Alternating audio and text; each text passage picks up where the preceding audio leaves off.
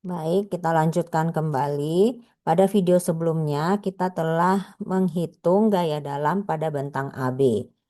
Nah, sekarang kita akan menghitung gaya dalam untuk bentang dari B ke S. Oke, sekarang kita tuliskan dulu. Dari B ke S, ya. Jangan lupa kita harus memberikan ini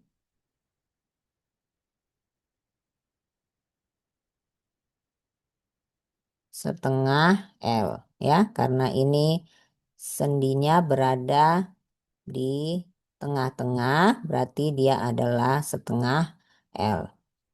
Oke, kita mulai untuk menggambarkan. Nah, ini yang banyak salah di kita punya UAS. Pada saat kita mau menggambar di sini, ya, tidak perlu lagi untuk membalik-balikan seperti pada saat kita menggambar di bentangan AB. Ya, kenapa? Karena pada bentangan BSC ini mata kita sudah tertuju ke sana. Ya. Jadi apa yang terlihat itu yang kita gambar. Tidak perlu lagi untuk dibuat dia menjadi horizontal. Oke. Jadi sekarang kita hapus dulu ini.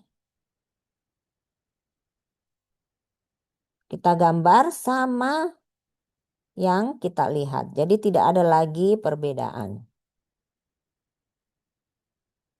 Kemudian dipotong sedikit di depan S. Berarti S-nya tidak kelihatan. Ini B.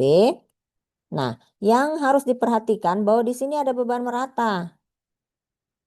Ya, seperti itu. Karena beban merata ini bekerja dari B ke C. Ya, berarti pada saat kita memotong dia di depan, sedikit di depan S, berarti dia masih kelihatan. Terus panjangnya berapa yang kelihatan? Adalah X. Oke, kemudian kita juga harus memberikan jarak, yaitu ini H. Apalagi, nah, gaya. Karena ada beban merata, maka kita sudah sepakat untuk memudahkan, maka beban merata itu harus diubah menjadi beban terpusat. Nah, beban terpusat kalau misalkan dia berbentuk persegi, maka beban terpusat itu merupakan luasan dari perseginya. Kemudian dia berada di pertengahan. Jadi bagi duanya. Oke, berarti kita sudah tahu bahwa jarak dari QX ke titik itu adalah setengah X. Kemudian kita juga sudah tahu bahwa QX kalau ini adalah Q berarti Q dikali dengan X. Jadi ini adalah Q sesuai dengan soal dan ini adalah X tempat kita potong tadi beban meratanya. Berarti luasan adalah panjang kali lebar, berarti Q dikali dengan X. Oke, satuannya yang pertama ton per meter, di sini sudah beban terpusat. Berarti satuannya sudah menjadi ton. Oke, setelah beban merata ubah menjadi beban terpusat, semuanya sudah siap untuk kita hitung satu persatu. NX, kembali lagi.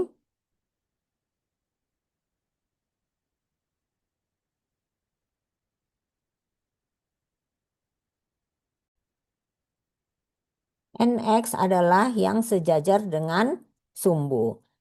Sejajar dengan bentangnya. Nah, sekarang bentang BS-nya ini adalah horizontal. Nih, bentangan BS sekarang horizontal. Berarti semua gaya yang horizontal masuk di NX.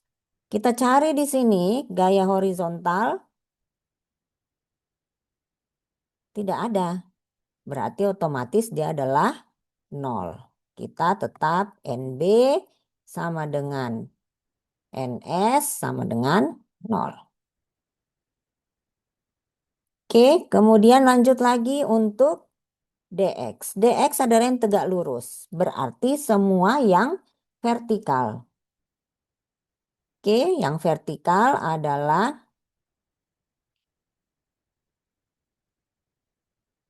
kebesaran. Vertikal adalah VA dengan QX. Ya, jadi ingat QX ini tidak sama dengan Q pada saat kita mencari reaksi perletakan. Q yang di reaksi perletakan itu panjangnya 10 meter, tetapi Q untuk bentangan BS itu panjangnya hanya X. Oke, jadi bedakan, makanya QX harus dihitung terlebih dahulu, jangan langsung ambil nilai dari reaksi perletakan. Oke, nah sekarang kita lihat tandanya. Ya, jadi kita harus menggambar, lupa ya, tadi menggambar ini dari kiri ke kanan. Dari B ke S, berarti dari kiri ke kanan, berarti sama. Tanda yang harus ditulis adalah yang sebelah kiri. Oke, terlihat bahwa kalau dia ke atas, dia plus. Berarti VA ke atas plus, sedangkan QX ke bawah berarti minus. Oke, berarti VA dikurang Q kali X. Nih. Nah, sekarang DX-nya punya X. Ingat, berarti jangan dikasih sama. Kita harus menghitung satu persatu. NB sama dengan N pada saat 0. Kenapa 0? Ini tadi. Maka semua yang ada X akan diganti menjadi 0. Satuan menjadi beban terpusat. Kemudian N, siapa lagi? NS sama dengan N pada saat dia setengah L. Kenapa setengah L? Ini dia.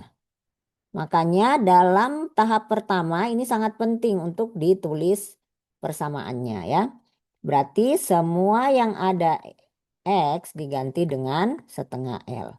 Hasilnya pun menjadi ton. Oke, jadi di sini tidak ada X, berarti langsung saja. Tapi pada saat persamaan ada X harus hati-hati. Oke, kita lanjut lagi momen di sebelah sini.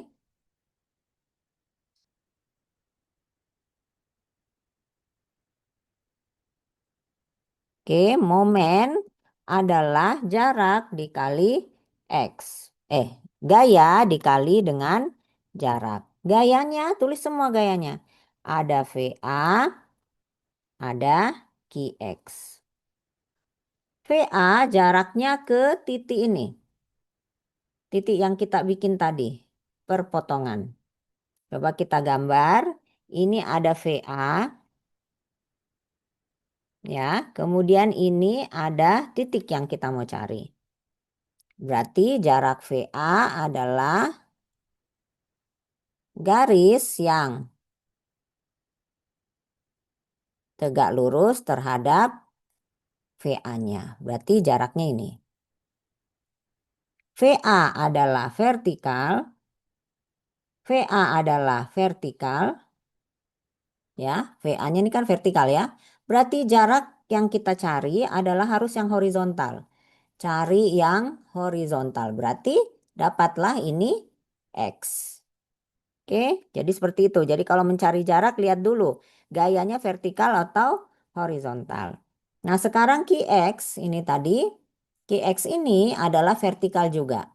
Jadi carilah jarak yang horizontal. Nah, ini dia jarak yang horizontal, yaitu setengah X.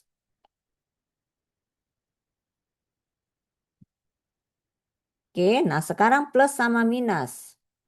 Ya, berarti di sini titiknya, kemudian kita bawa VA ke atas, berarti dia tertekan ke di atas, berarti dia plus, tertekan di atas. Sedangkan Q sebaliknya, QX itu dia kalau kita putar, dia ke bawah, berarti tertekan di bawah, berarti dia adalah minus. Ya, jelas-jelas ini ada X, maka kita perbaiki dulu. Plus VAX dikurang, ingat Q X-nya, Q kali X dikali setengah X.